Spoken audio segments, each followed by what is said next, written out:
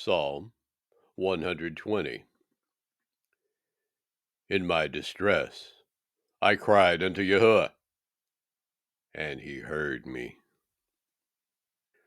Deliver my soul, O Yahuwah, from lying lips, and from a deceitful tongue.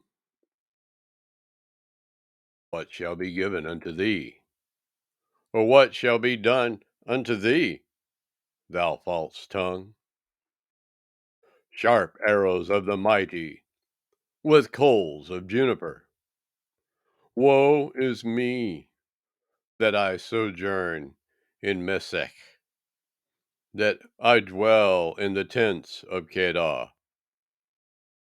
My soul hath long dwelt with him that hateth peace.